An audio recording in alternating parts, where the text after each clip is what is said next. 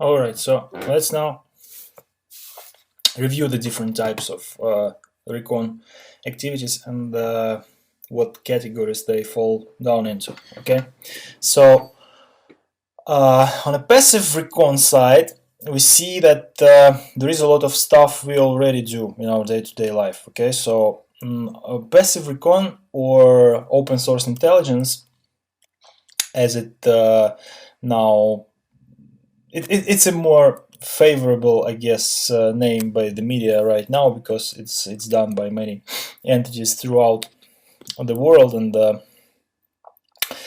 that's fantastic how much very sensitive stuff you can dig out of very open, basically public systems. Okay, so Bellingcat, for example, it's an excellent example of investigative journalism. The guys use absolutely open information sources in order to track down very sensitive, very confidential, sometimes even classified activities of national forces. Right, so that's you can Google about what Bellingcat are and what they can do with open source intelligence. The results are really fascinating. What can we do using this tactic during the penetration test? That's anything related to what have already been published or what have already been registered somewhere. That can be a data that is published intentionally by people, or that can be data that has leaked somehow, has been leaked by someone, or it just is there, and it's not controlled by the person or the system or the company that this data is about, but it's anyway available and can be collected. So this in general is normally called internet footprint, because this is what we leave after us when we use internet resources. So we can use search engines, of course, to use the keywords we already have from the scope definition in order to find people or systems or websites or web services, mobile applications, or even mentions in the media, to figure out more and to have some leads about where to search and what to look for. And we have this very fascinating stuff, social media, that is full of various data about people and companies. Depending on what your favorite social media website is, you can find a lot of people's personal life, or the place they visit, or the people they usually interconnect with, their friends, relatives, close ones, and of course the companies they work in and the stuff we do. That's by itself, these granular pieces of information may not be very sensitive, but when combined in large amounts, they can give us an idea about how to generalize over them. So this principle of inference of very specific sensitive data out of large amounts of general insensitive data works here as well. So sometimes even client websites directly showcase the data we can use in further attacks. For example, if it's a if, let's say, it's a very respected consulting company, it's a, I don't know, law firm or security consultancy that values their people, their professionals very much, and they showcase them at their website. So even the websites by themselves already contain names, contacts, sometimes even phone numbers. Yeah, you can find out at least the people you can connect in order to know more or to execute a social engineering attacks already. Okay, there is also this very interesting thing called metadata. If you're not familiar with the term, I will try to explain it as the data about data. Okay, so it's not the contents of the file, it's the properties of the file. For example, when you put something into a Word document, it may be insensitive, it may be some gibberish, but if you save this document, you leave the track of what is the version of the software the file has been created in, okay?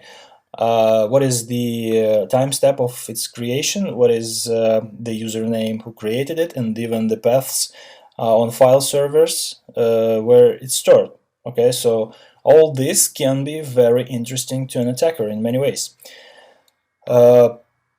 Job search websites are really interesting for two reasons. First of all, the information on job search websites published by companies' recruiters can let us precisely construct a pretext for a social engineering attack, to create a CV of a guy who would be who this company would definitely like to hire, and in this way at least get to the interview. And once you're in, you can do a lot of different nasty stuff. You can bait by USB drives, you can drop payloads on generally acceptable systems, you can, I don't know, leave access points open and so on. Of course, there are these mailing lists and user groups and web forums where people discuss different things, sometimes related to what they do. I think now it's not very popular, but back in the day you could find all sorts of different sensitive information in mailing lists, and the bad thing about it, it's without help of people who moderate or administer them, you cannot remove anything. And if even if you remove that, if you succeed in that, you still will have a search engine cache for some period of time. And even if the search cache expires, you will have archive.org that might have a snapshot of this page for forever, basically. Okay, so this leads us to special resources that we can use to get more information or to automate getting the information in the internet footprint. Okay, so these are these internet databases. These are like large collections of what's going on the net. Okay, so these are, for example, DNS registration records. Every time you register a domain name, you want your system to be accessible by normal people who do not write down IP addresses normally. Okay, so you register a domain name and you put some private information there, including your administrative and managerial contact, so people who think that someone abuses your website can contact you and tell you that something goes wrong. There are ways to masquerade that, but most of the companies do not bother, so they have some contacts in there already. It will give you an idea about what's going on in the company's infrastructure, for starters. Okay, there are internet archives. These are the guys who just take snapshots of different websites they think are interesting for our ancestors. Okay, so they just archive it and it's available, and if someone suddenly removes a PDF document from their website, you can go back in time and retrieve this document from Internet Archive. Archive.org is a good example of that. There are specialized search engines. Let's name a few. So one of the most famous is Shodan, of course, Shodan HQ. You can Google it. It's basically the idea is to scan all IPv4 address space and to see what is there, right? Just to visit popular service ports and dump banners and store this somewhere for the general public to search. There is an API. If you pay a few bucks, you can automate that. So that's very interesting. You should play around it. So the second one is Census. I will give you links in the end of this presentation, I guess, but Census is very interesting because it actually made information about the websites masked by Cloudflare or other means of anonymization and attack protection visible to anyone, to the public, for the first time. As far as I can remember, they were the most popular basically for that reason. So what is it? It's also scanning everything and then grouping it by some qualities. For example, if you see that there is a website on Amazon that is accessible by an IP address and it has a certain SSL certificate, you will group it by the same certificate present at a Cloudflare protected website, for example, right? And when you go into the search window and just type a website name, you will receive both. So that's really interesting. It can be outdated, but it gives you an idea about the scope, who manages it, how frequently it is changed, and so on. And there are web service APIs for all this, right? So there are frameworks, there are standalone tools that use programmable APIs to retrieve all this information in large amounts absolutely automatically. For example, this Recon NG framework, it's very useful, mostly because it is the framework, right? You can use it as a Metasploit. So the paradigm is pretty much the same. You can load different modules, they connect different services, and they give you different information. But we will discuss it in more detail a bit later. So what are the tools of automation and the methods of achieving this level of automation? So for passive recon, we basically use open information. So we start with Google, Bing, Yahoo, or some local national search engines that are popular in this specific area. We of course go to LinkedIn, because in corporate world everyone has an account and everything is linked with one another. So if you know that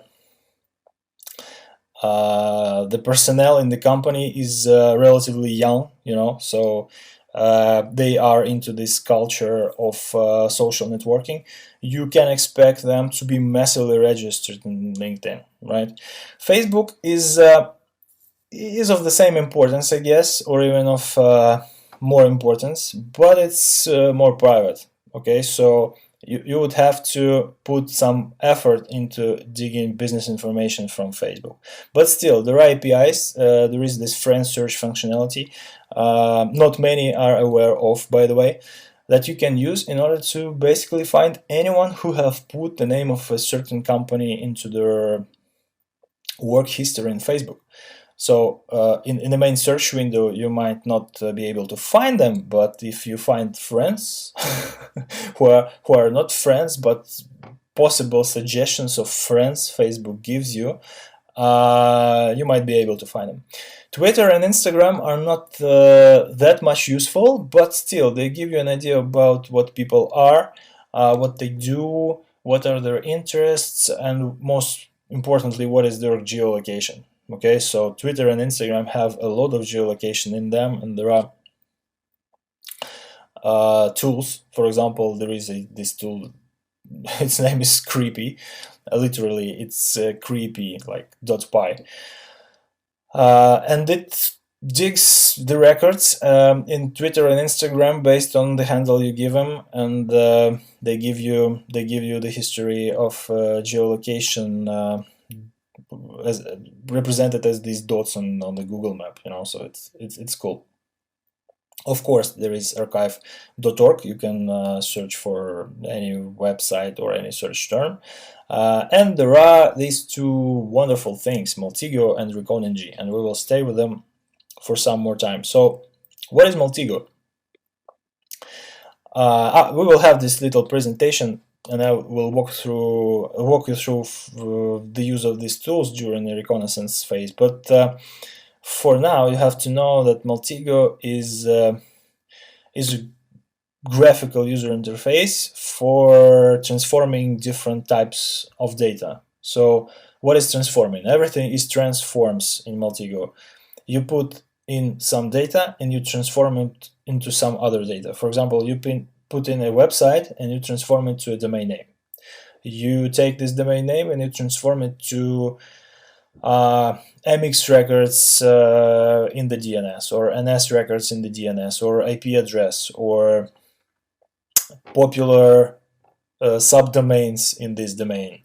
And then you take this all and transform it to IP addresses, and then IP addresses fall down into some networks, and networks are the part of different autonomous systems. Autonomous systems have numbers and owners, and in this way you basically validate the scope that all subdomains of this domain are in these networks, and networks belong to a specific client. So this is like something you can do, and it's easily automated, and it is represented in the form of a nice graph.